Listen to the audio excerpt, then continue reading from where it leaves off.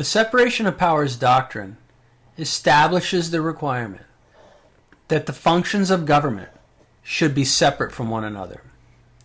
So looking at the chart in front of you, we have a chart that depicts the United States government at the federal level. And the U.S. Constitution declares that there shall be three separate branches of government at the federal level.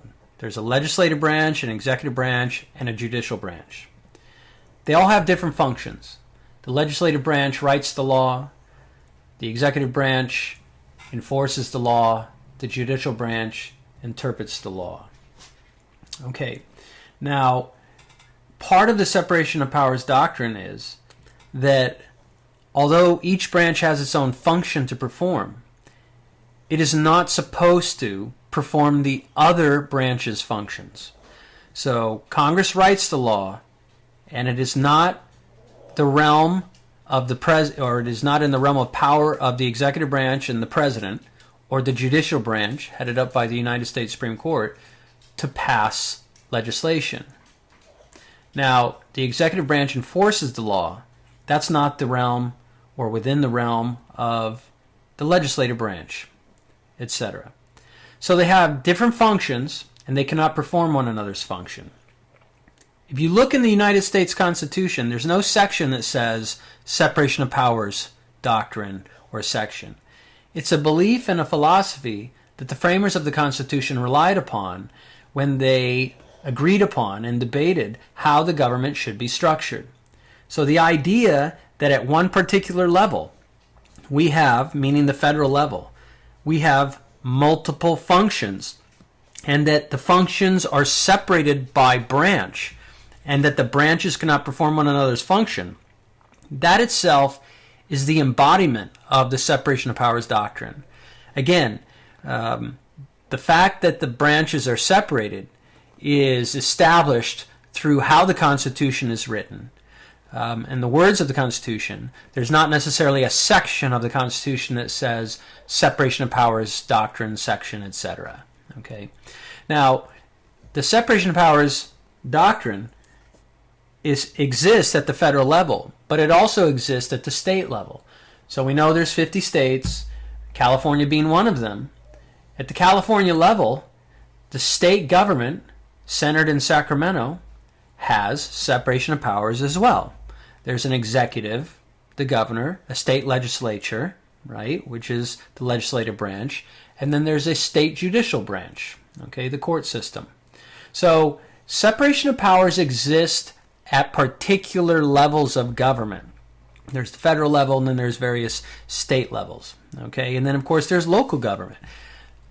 At any level, the separation of powers doctrine establishes the requirement in the existence of separate functions and prevents certain branches or branches from performing functions that fall outside of their duties. Now, looking at this chart, you see that the power flows from the Constitution through this flow chart. So the highest law of the land is the U.S. Constitution. So right up here we have the U.S. Constitution. And right beneath it is this little connection right here, with I'm marking, you can barely see it, that is the beginning of the flow. And the flow comes all the way out here to the legislative branch, comes to the executive branch, goes all the way over to the judicial branch. So the Constitution itself establishes these three branches of power. The legislative branch was intended to be the most powerful branch of government at the beginning of this country's history. So in 1787, when the current United States government was created, it was the legislative branch, the Congress, that was intended to be the most powerful branch. And that's because Congress and the legislative branch is the most democratic branch of the three. We have elected representatives, elected directly from voters, okay, and although the Senate was not necessarily, it did not necessarily start that way, it is the case now. But essentially, we have a decentralization of power. We have more than one person in power in the legislative branch. We have a branch where power is shared among representatives that represent various constituents, various aspects or geographic areas and people from the country. Okay, so it's the most democratic branch. Out of those two chambers in Congress, the House is the most democratic, or said to be the most democratic. It's closest to the people. Representatives represent people at the lower level, at the closest level, because, for example, a state senator, or excuse me, a senator that represents a state, represents everyone in that state. And of course, House members represent a smaller geographic constituency or district. And so it is the closest to the people in terms of your representative.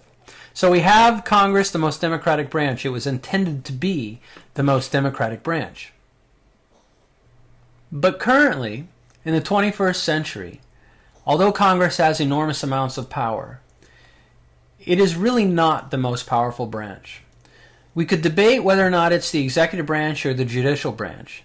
They both have a certain type and degree of power that is supreme to the legislative branch just by the natural existence of their power and their function. I think most political scientists would agree that the executive branch and the presidency is the most powerful branch of government, bar none. And that is because if you look at this flow chart, although the legislative branch has an incredible amount of power and resources and so forth, in constitutional power, as does the legal branch, the legal wings, or the legal wing of government.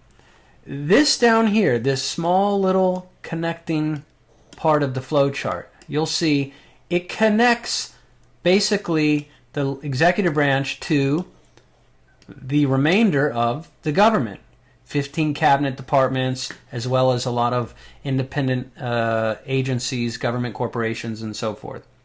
So we're talking about almost 2 million federal employees, departments, agencies, and so forth, that all come within the executive branch realm and assist the president in enforcing the law. So that is an enormous amount of power. And enforcement power is practical power.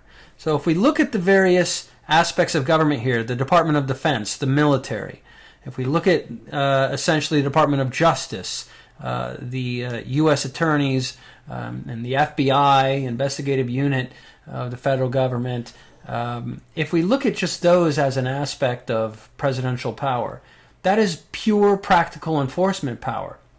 And if you want to go beyond that and talk about the IRS, if you want to talk about nuclear weapons, all in the hands of the chief executive of the executive branch, that is just an enormous amount of power possessed by one branch. And this one branch is headed up by one person that has that type of enforcement power. And through the chain of command and aspects of loyalty, the presidency is where all the practical power resides. Because when Congress passes a law and then the judicial branch interprets the law, it's up to the president to enforce the law and use the power of enforcement properly and constitutionally. Presidents abuse power. That has happened in our country's history. It's the levers of power they have before them.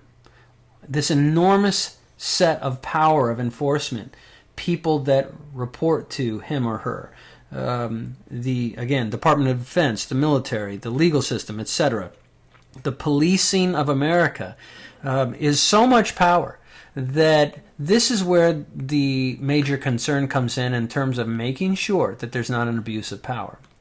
Now, some would argue that the judicial branch, and specifically the United States Supreme Court, is the most powerful branch of government.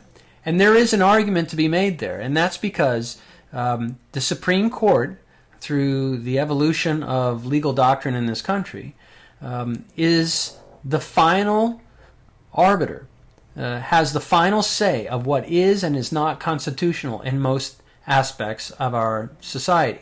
And specifically, the Supreme Court, through the power of judicial review, has the final say of whether or not a law passed by Congress, the legislative branch, or enforcement techniques and functions of the presidency are constitutional or not. So the judicial branch has the final say on whether or not the president's use of power is constitutional or not. In that sense, the Supreme Court and the judicial branch is the most powerful branch because they have the final say of what the law means, what the Constitution means, what the president and Congress is allowed or not allowed to do. And so that is true. Legally and constitutionally, it's the most powerful branch. But in reality, in practical terms, the judicial branch not only defers to the two political wings, executive and legislative, in many cases, it's just the practical power of enforcement that if the Supreme Court were to rule on a particular law and the president wanted to ignore the Supreme Court's ruling, there is no Supreme Court enforcement branch or law enforcement agency. It is the executive branch's job to enforce the court's decisions and enforce the legislation passed by Congress.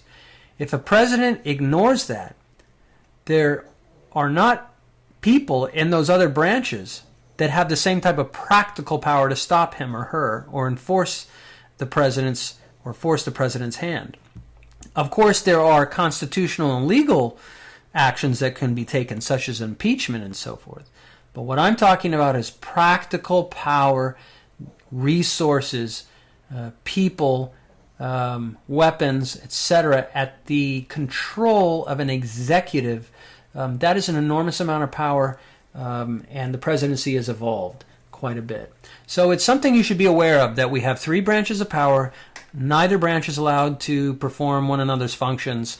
They all have different levels of power and influence over one another, and there are different competing theories and arguments about which is the most powerful. But of course, Congress was intended to be the most powerful, and it is no longer. But that is not to say the three branches do not share in various aspects of very important power.